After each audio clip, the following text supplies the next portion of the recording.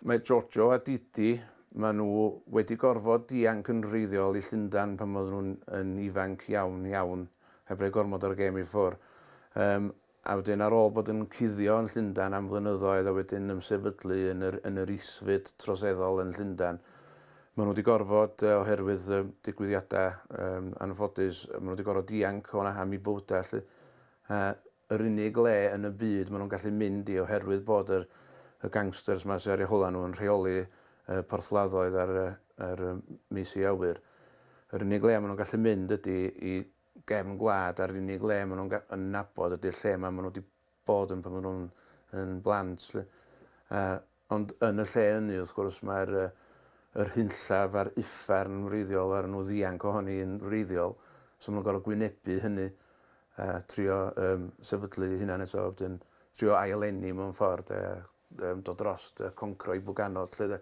Mae hynny yn bwynt cry yn y nofel bod yna ddau fyd yn cwrdd yma, y byd dinesig treisgar yma, a'r byd cefn gwlad lan môr Cymraeg, mae'n llawn o gymeriadau Cymreig, ond mae'r ddau le a'r ddau set o bobl yn brwydro yn ei hanfod yn erbyn yr un math o bethau, yr un pwera a grymoedd sy'n achosi'r problemau, ac hefyd mae'r problemau yn cefn gwlad yn gwaethygu ac yn dechrau ymdebygu fwy i problemau yn nghanol y dinasoedd mawrion. Yn dweud gormod amdan beth sy'n mynd i ddigwydd rhwng y cymeriadau yna, ond mae'r ddau fyd ma'n cwrdd a maen nhw yn troi allan yn cwffio yn erbyn yr un peth.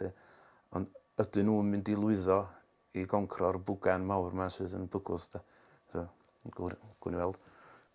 I ddechrau off, oedd y syniad gyda fi, y thema oedd gyda i ar y teitl o'r dechrau un oedd yna gyda fi.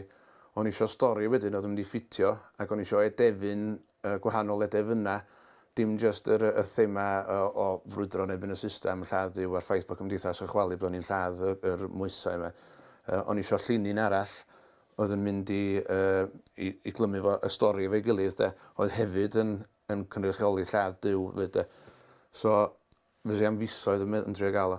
A mi gesio yn y diwedd, ac unwaith ar ôl i fi gael hynny, nes i jyst penderfynu cael y drafft cyntaf allan. A ar y fi sgwennu weithiau ar fy marw, ar fi sgwennu 7,000 o eiriau mewn dyrnod. A weithiau amball wythnos, o'n i'n average o 5,000 o eiriau ar dyrnod. A jyst cael ei allan yn hollol fler, so jyst allan o'r system. Ac ar i fynd, oedd hi bron iawn dwywaith gymaint o seis ag ydi wan. Wedyn ar ôl hynny, yn gynnar yn bora ydy'r amser i greu. So, pan ti'n ail ddrafftio yna llall, cael gwarad o'r holl rwtch o ti wedi sgwennu'n rhywbeth. So, gynnar yn y bora ydy'r amser i greu. Wedyn, yn yr amser dechrau golygu, nes ymlaen drafftio eto, yn hwyr yn os ydy'r amser i olygu. So, bora i greu, yn hwyr yn os i olygu. Dwi'n mwyn i hynna'n gweithio fatha egwyddor i dy fywyd, dwi'n mwyn gwybod. Felly, fel arall rôn, felly yna'n nos mae pobl yn creu, dwi'n mwyn gwybod, ond i fi yn wedi yna wedi. Mae gen i syniadau am y llyfr nesaf, dwi'n methu penderfynu pa un i ddilyn. Fy'n am dilyniant i hon, Mwy o bethau tywyll, dwi'n meddwl. Dwi'n licio gwirioneddau, dwi'n licio... Mae yna ran o'n fi sy'n licio corddi, ond dim ond oherwydd bod yna rhywbeth i'w gorddi. Dwi'n meddwl bod yna lot o ffug barchusrwydd a gwlad y menig gwynion yng Nghymru. Maen nhw'n meddwl bod, di pethau mond yn digwydd yn Lloegr, ond mae yna bethau drwg ofnadwy yn digwydd yn fan hyn hefyd.